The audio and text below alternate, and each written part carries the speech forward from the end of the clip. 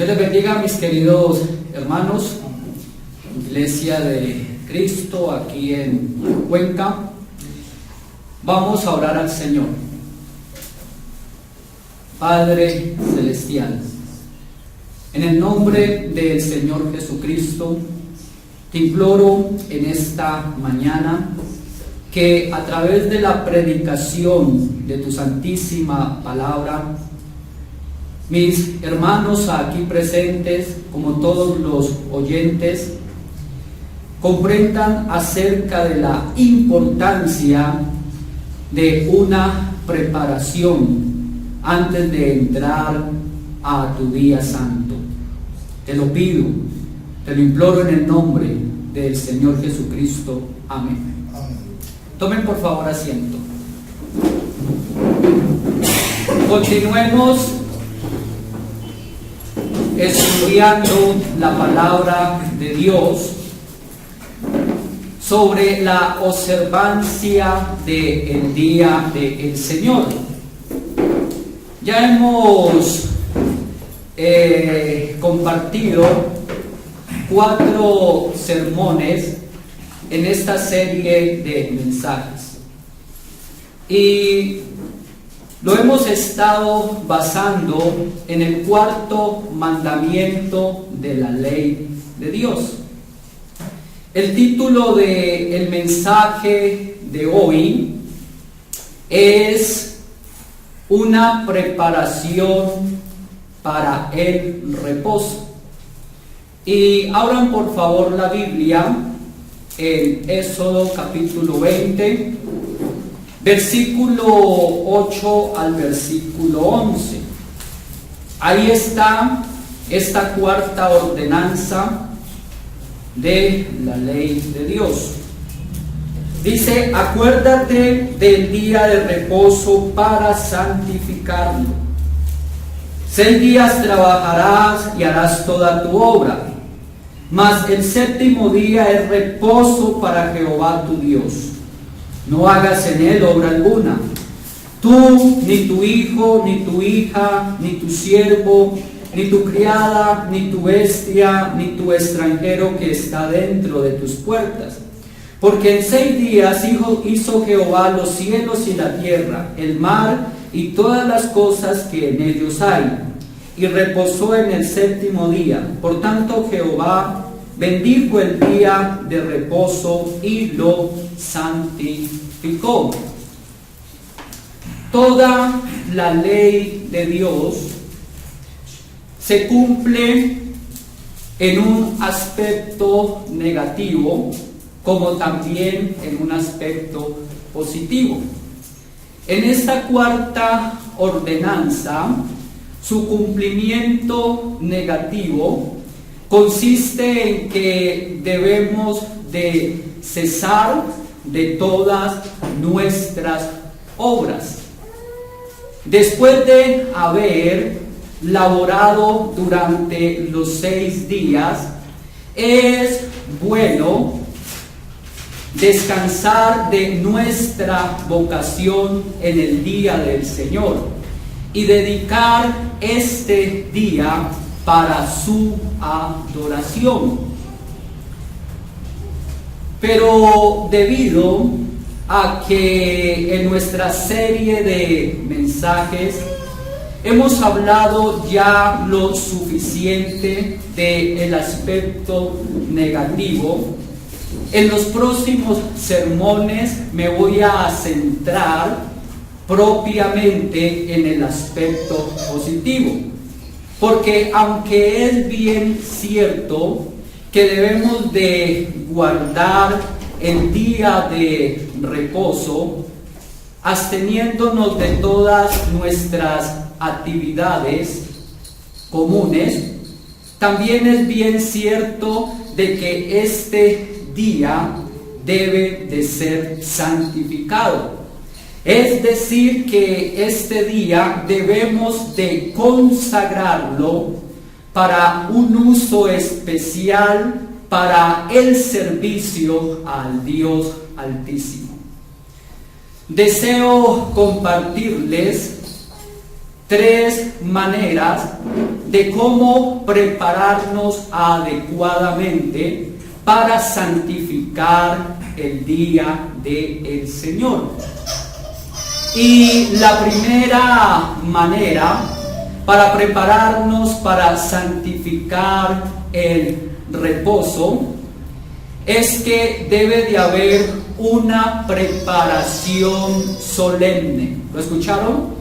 Debe de haber una preparación solemne. Y esto trata acerca de la preparación del cuerpo.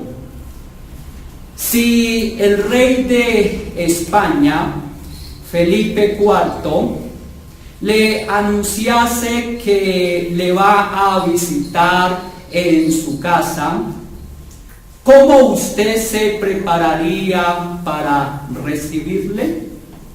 Posiblemente lavaría toda su casa, le extendería un tapete rojo como suele hacerse, decoraría su cuarto con los más hermosos tapetes o alfombras y con preciosísimas cortinas de lino fino, para manifestar de esta manera su gran dignidad, por ser un hombre de importancia y de gran influencia en el reino de España.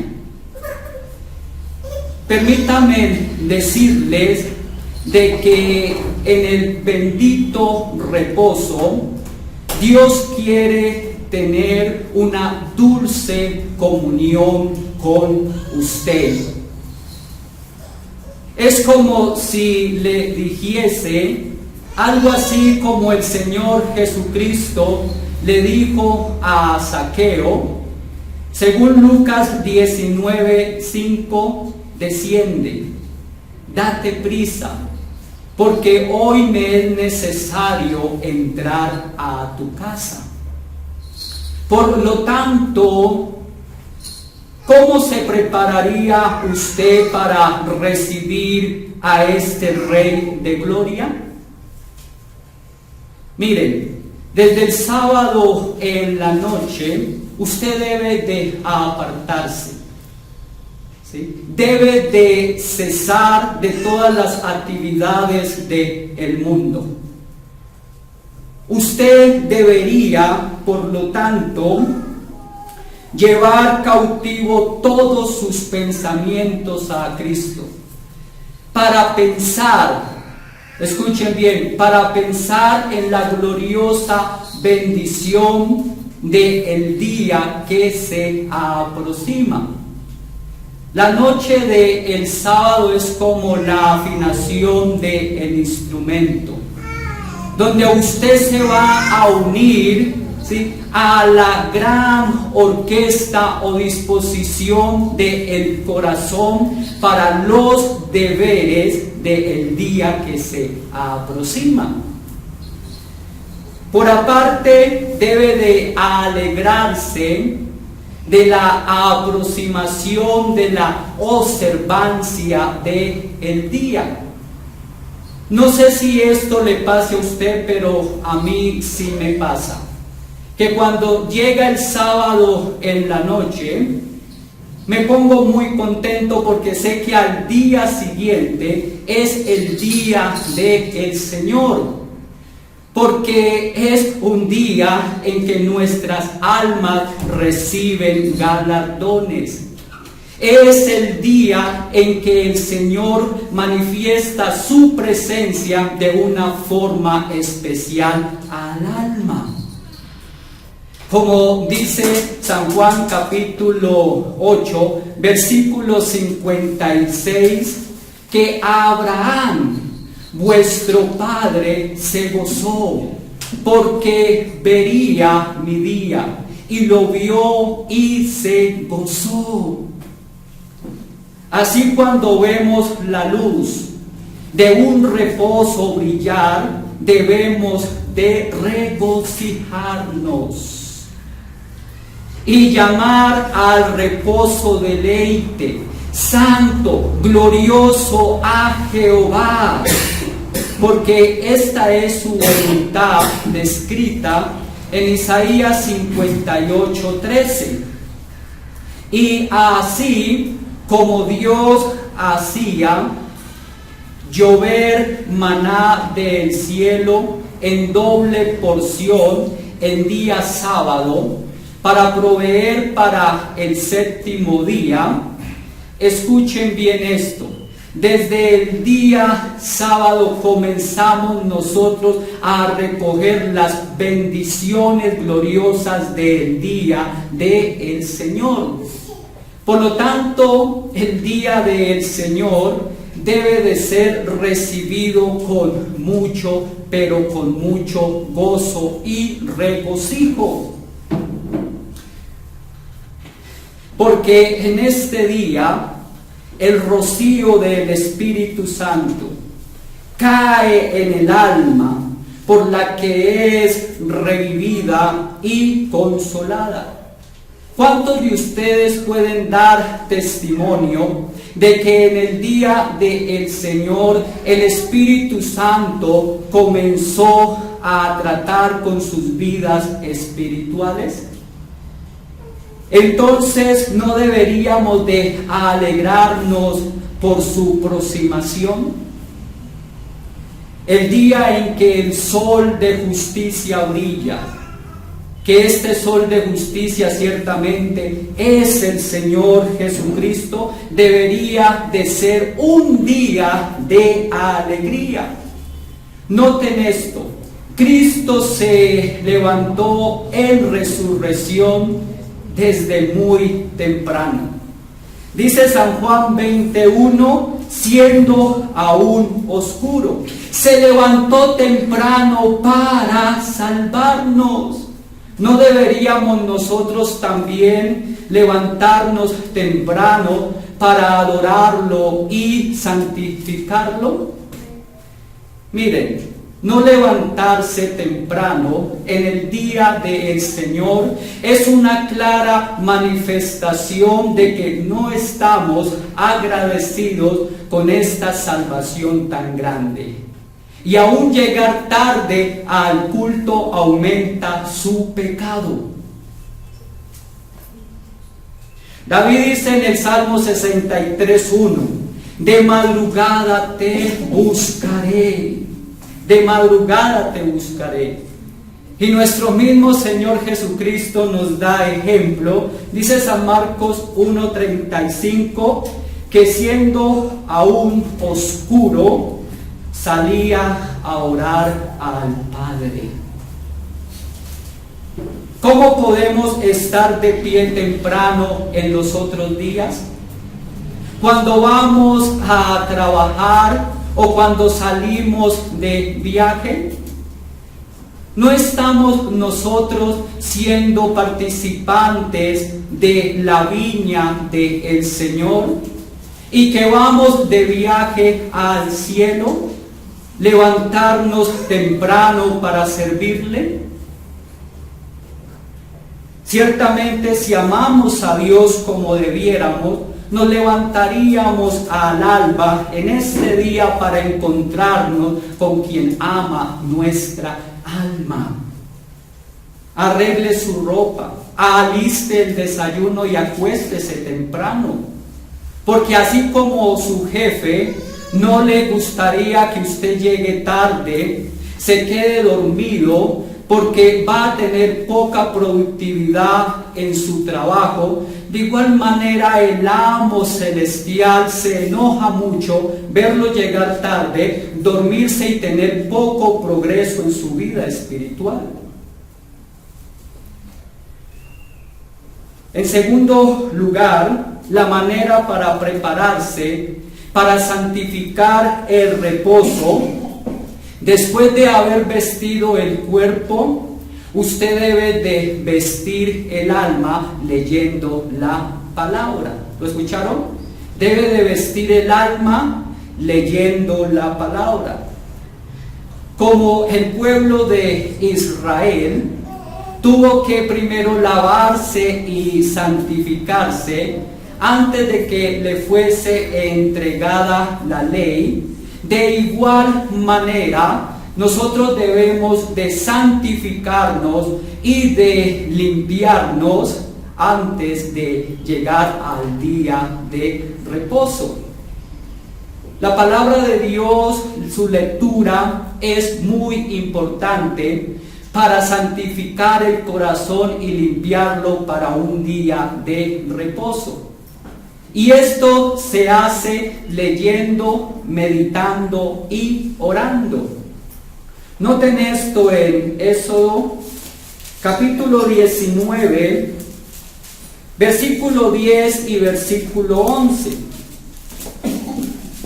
Éxodo 19, verso 10 y verso 11 dice: y Jehová dijo a Moisés: ve al pueblo y santifícalos hoy y mañana, y laven sus vestidos, y estén preparados para el día tercero, porque al tercer día Jehová descenderá a los ojos de todo el pueblo sobre el monte de Sinaí. La palabra es un medio preciosísimo para santificar el corazón y darle una postura adecuada para entrar al reposo. El Señor Jesucristo dijo explícitamente en San Juan 17:17: santifícalos en la verdad, tu palabra es verdad. No deben leer la palabra de Dios descuidadamente, sino que deben de leerla con seriedad y con afecto, sabiendo muy bien de que la palabra de Dios es perfecta, es fiel, es pura, es limpia, es recta, es eterna, es verdad, es justa, es maná que desciende del cielo, es manantial de agua viva. David, por estimar la palabra de Dios, David por su preciosidad la estimaba por encima del oro puro, y su dulzura más que la miel que destila del panal. Nótenlo como lo dice en el Salmo capítulo 19, versículo 7 al versículo 10. Salmo 19 del 7 al 10 dice: la ley de Jehová es perfecta, que convierte el alma. El testimonio de Jehová es fiel, que hace sabio al sencillo. Los mandamientos de Jehová son rectos, que alegran el corazón. El precepto de Jehová es puro, que alumbra los ojos. El temor de Jehová es limpio, que permanece para siempre. Los juicios de Jehová son verdad, todos justos. Deseables son más que el oro, y más que mucho oro afinado, y dulces más que miel, y que la que destila de el panal. Cuando leemos la palabra de Dios correctamente, si nuestros corazones están apagados, son vivificados. Si nuestros corazones están endurecidos, son enternecidos o ablandados. Si nuestros corazones están fríos o congelados, por medio de la palabra son calentados, son inflamados. Y podemos decir, como los discípulos que iban camino a Emaús, según Lucas 24:32, no ardía nuestro corazón dentro de nosotros cuando nos hablaba en el camino y nos abría las escrituras. Mire, y esto se los dijo o esto les sucedió a ellos, para mejor decirlo, en día de resurrección, al inicio del día del Señor.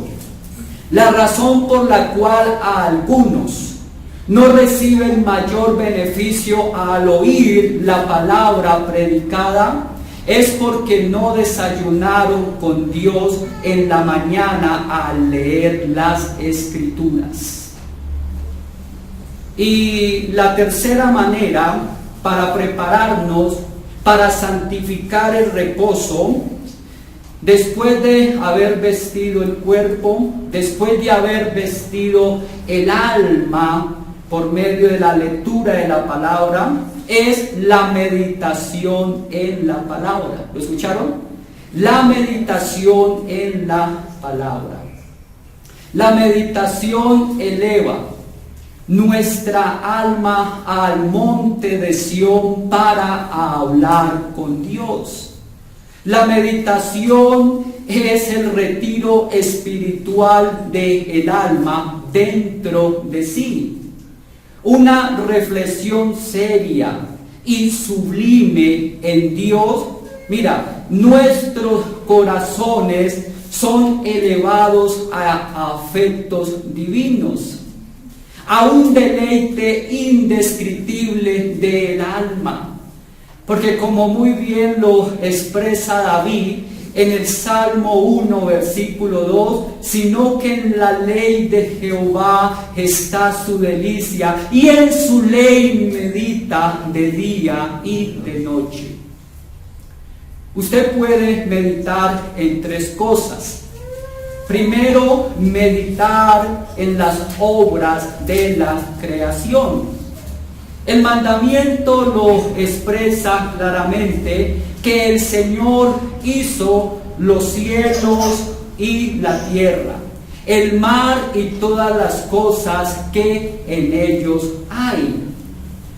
Toda la creación es un retrato, es un cuadro preciosísimo de la sabiduría infinita de Dios, de su eterno poder, de su deidad. ¿Sí? Es una gloriosa representación. Ahora bien, quiero que noten que esto lo dice el Salmo 19, versículo 1, como también Romanos 1:20. Dios produjo este cuadro hermoso del mundo, donde no había materia preexistente, sino que lo hizo ¿con qué? Con su palabra. Crear significa hacer de la nada. Los discípulos se mostraron muy sorprendidos al ver de que el Señor Jesucristo con su palabra reprendía al mar. Pero es mucho más sorprendente saber de que el mar fue creado con su palabra. Y esto así en forma de ejemplo, ¿sí? Pero la meditación en las obras de Dios, en ese diseño glorioso de la creación, mire, pone a nuestro corazón en una postura adecuada para recibir el reposo. ¿Saben por qué? Porque nos lleva a temerle, nos lleva a adorarle, nos lleva a servirle. Noten que el Salmo 104, versículo 24, dice: cuán asombrosas son tus obras, oh Jehová. Miren, al meditar en las obras de la creación, esto nos ayuda a confiar en Dios. Porque aquel que puede crear, también puede proveer. A aquel que nos ha creado a nosotros de la nada, también puede levantar al hombre que esté en la más miseria. ¿Sí? Por eso es que exclama el mismo salmista en el capítulo 124, verso 8, dice: nuestro socorro está en el nombre de Jehová, que hizo el cielo y la tierra. Segundo, puedes meditar en la santidad de Dios. Dice el Salmo 111, versículo 9: santo y temible es su nombre. Dios es esencialmente, originalmente y eficazmente santo. Mire, todo lo que los ángeles y los hombres puedan llegar a tener en santidad no es más que una corriente cristalina que sale desde esa fuente gloriosa. En la antigüedad, un rey solamente podía amar su estampa que estaba en las monedas. Pero permítanme decirles de que la santidad de Dios está estampada en toda la creación. ¿Sí? Dios tiene a su gloria por santidad y la joya más brillante de su corona. Dice Éxodo capítulo 15, versículo 11: ¿quién como tú, magnífico en santidad? Es muy importante meditar en la santidad de Dios en una mañana de reposo. Contemplar la santidad de Dios conformará nuestro corazón para recibir a un Dios santo. Miren, amados hermanos, en un día de reposo debemos de quitar nuestro cansado, como lo hizo Moisés en el monte Sinaí, porque es un lugar que santo, un lugar santo, no las sillas, no las paredes, sino por la presencia de aquel que está en medio nuestro. ¿Sí? Una reflexión seria en la santidad, es decir, en su naturaleza, en su carácter, nos lleva a conformarnos a la santidad de Dios. Sé santos porque yo soy santo, dice Primera de Pedro 1:16. Y tercero, usted puede meditar en el amor de Cristo al redimirnos. ¿Lo escuchan? Meditar en el amor de Cristo al redimirnos. Dice Apocalipsis capítulo 1, versículo 5, dice: al que nos amó y nos lavó de nuestros pecados con su sangre. La obra de la redención supera la obra de la creación, porque una es el monumento del poder de Dios, pero la otra es un monumento del amor de Dios. He aquí, por lo tanto, tenemos una razón maravillosísima de meditar en el día del Señor en una mañana, porque el excepcional amor de Cristo, mire, levanta a criaturas caídas, pecadoras, culpables y condenadas. Que Cristo, siendo Dios, muriese, que este sublime sol de justicia estuviese eclipsado por la oscuridad de todos nuestros viles y miserables pecados, es algo que nunca podremos nosotros comprender lo suficiente de este amor. Que Cristo muriese no por ángeles pecadores, sino por hombres pecadores. Que Él muriese, mire, por terrones de tierra, para que llegasen a ser estrellas brillantes de gloria. Esto nos conlleva a nosotros a exclamar: oh bendito amor de Cristo, el indescriptible amor de Cristo. Que Él no solamente muriese por pecadores, sino que también Él en una cruz murió como un pecador. Según 2 Corintios 5:21, que nosotros, siendo maldición, Él nos redimiese, haciéndose maldición por nosotros. Oh, esto debe de llevarnos a exclamar: oh, inmensurable es el amor de Cristo. Miren que de entre las personas de la bendita Trinidad, ¿sí?, el Señor Jesucristo fuese contado, como dice Isaías 53:12, como uno de los pecadores. No de que Él haya sido pecador, sino que se hizo pecado, al habérsele imputado todos nuestros pecados. No que Él haya vivido como un pecador, sino al habérsele puesto sobre Él todos nuestros pecados. Aquí nosotros tenemos una clara manifestación del amor de Cristo que nos sorprende con gran asombro, de que Él ha tenido a bien redimirnos o comprarnos sin esperar ganar nada, sin obtener ninguna recompensa, porque los hombres no van a invertir su dinero al menos que puedan sacar una ganancia de esa inversión.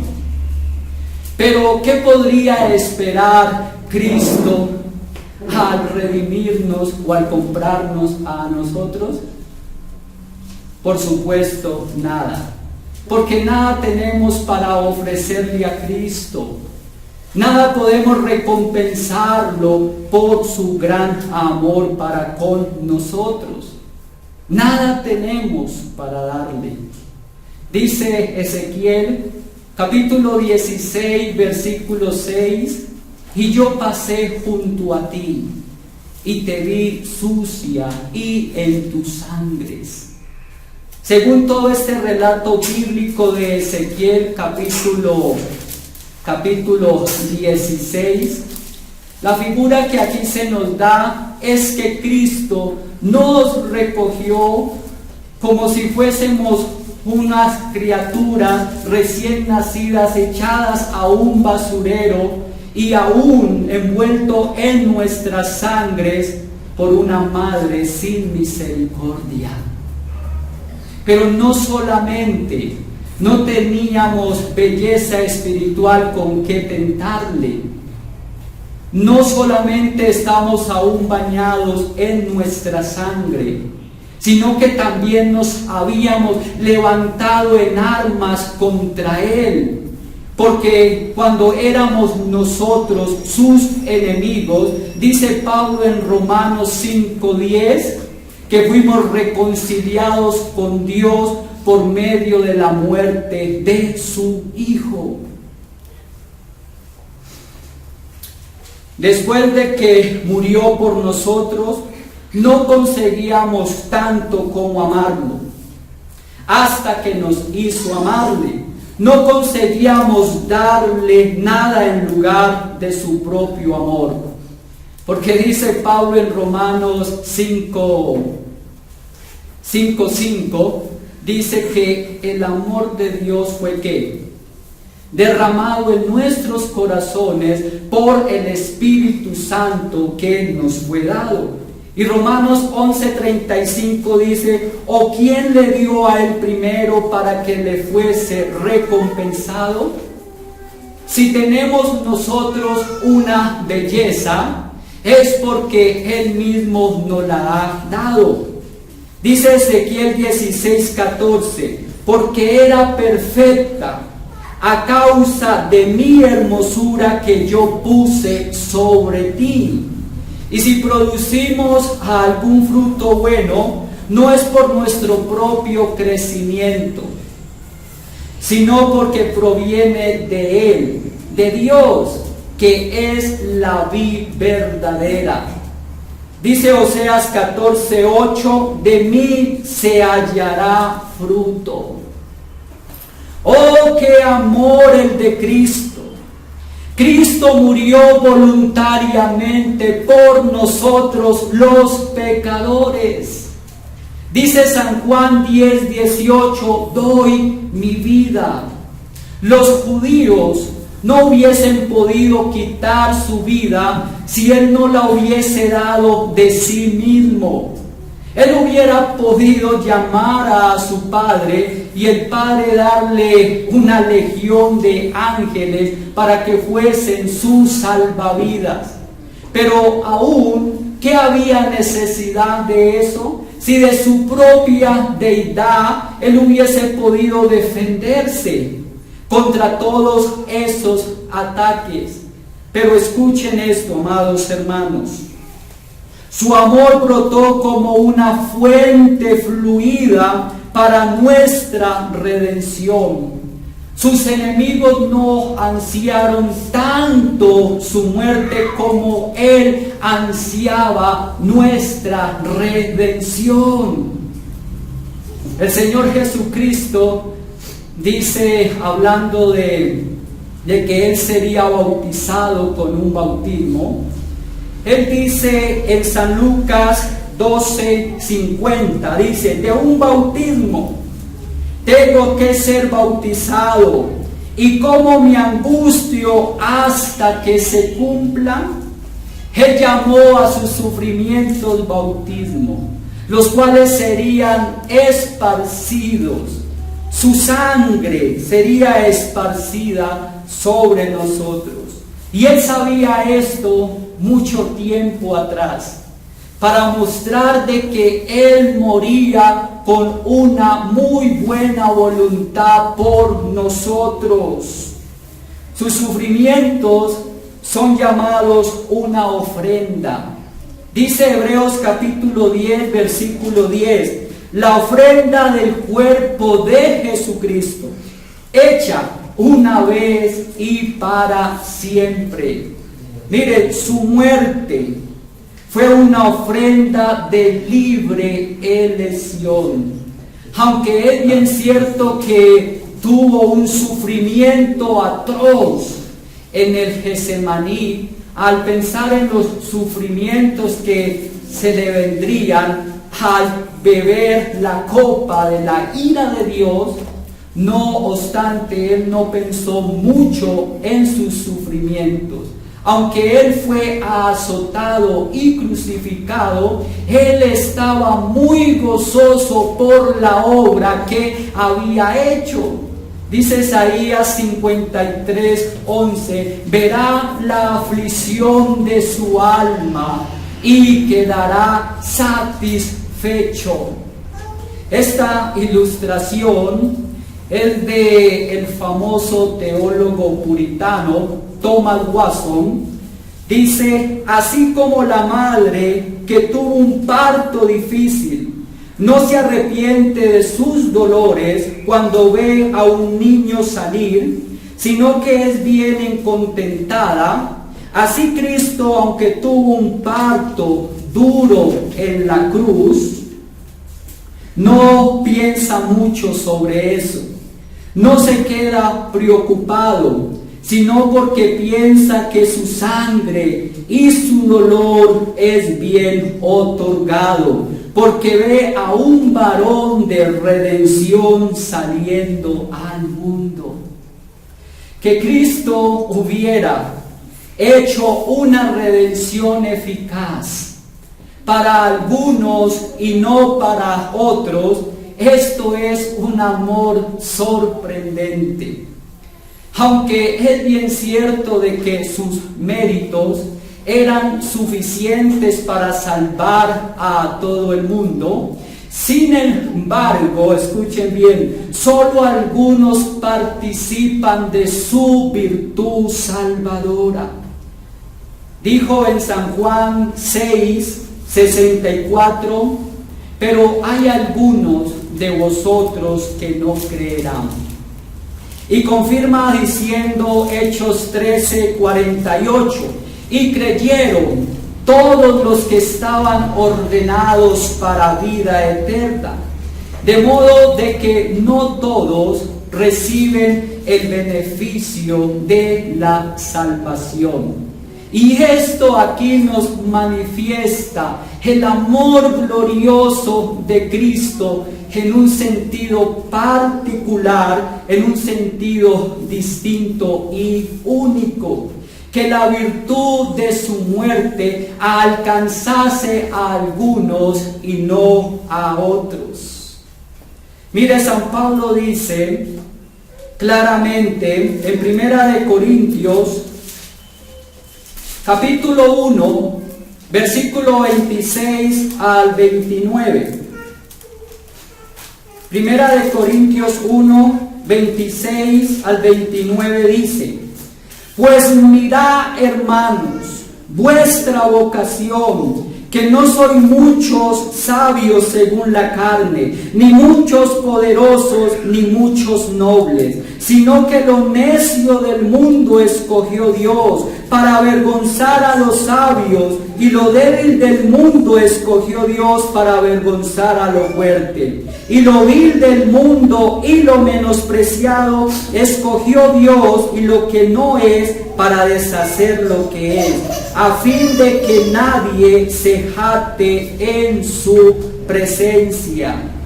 Que Cristo pasase por muchos linajes y por muchos talentos, y que la porción de la libre gracia cayera sobre ti.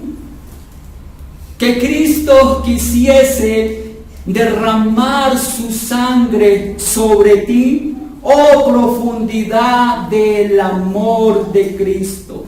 El apóstol lo llama amor que excede a todo conocimiento. Efesios 3:19. Que amase, que nos amase más que a los ángeles, porque Él los ama a ellos como amigos, pero a nosotros nos ama como su esposa. A los creyentes Cristo los ama como un amor semejante al del Padre hacia Él. Noten que Cristo mismo dice en San Juan 15:9, como el Padre me ha amado, así también yo os he amado. Oh, qué amor que Cristo muestra al redimirnos, porque el amor de Cristo en nuestra redención es eterno. Habiendo amado a los suyos que estaban en el mundo, los amó hasta el fin. Dice San Juan 13:1. Miren, así como el amor de Cristo es incomprensible, su amor es interminable. El amor de Cristo es eternizado. Él nunca se va a divorciar de su esposa elegida. Los pecados de ellos, miren, no podrán apartar al amor de Cristo. Es bien cierto de que puede ser eclipsado, pero no oscurecido completamente. Sus pecados pueden enojarle muchísimo, pero no pueden odiarnos. Mire, el pecado no puede romper el vínculo de este matrimonio. No. Porque Cristo nos ha amado con amor eterno. Mire, nada, absolutamente nada, animado ni inanimado, nos puede separar del amor de Cristo. Y esto lo dijo Pablo claramente, específicamente en Romanos capítulo 8, verso 35, 37 al 39, dice: ¿qué nos podrá separar del amor de Cristo? ¿Tribulación o angustia, o persecución, o hambre, o desnudez, o peligro, o espada? Antes, ante todas estas cosas somos más que vencedores por medio de aquel que nos amó, porque estoy seguro de que ni la muerte, ni la vida, ni ángeles, ni principados, ni potestades, ni lo alto, ni lo presente, ni lo porvenir, ni ninguna otra cosa creada nos podrá separar del amor de Dios que es en Cristo Jesús, Señor nuestro. La meditación en el amor redentor de Cristo es infinito, ¿sí? Pero solo lo que he dicho es a modo de ejemplo. Pero quiero terminar resaltando: contempla aquí un tema excepcional de meditar en el reposo en la mañana. Meditar en el maravilloso amor de Cristo al redimirnos operaría en nosotros una postura de reposo de corazón. Nos derretiría en lágrimas al pensar en nuestra crueldad hacia Cristo, que nosotros pequemos en contra de un Salvador tan dulce, de que no queramos ser afectados por su amor, sino que antes contribuyamos mal por bien. ¿Por qué tener afecciones de crueldad y de ingratitud hacia el amado Cristo? No tenemos a nadie más que defraudar, a abusar que de nuestro amado esposo celestial.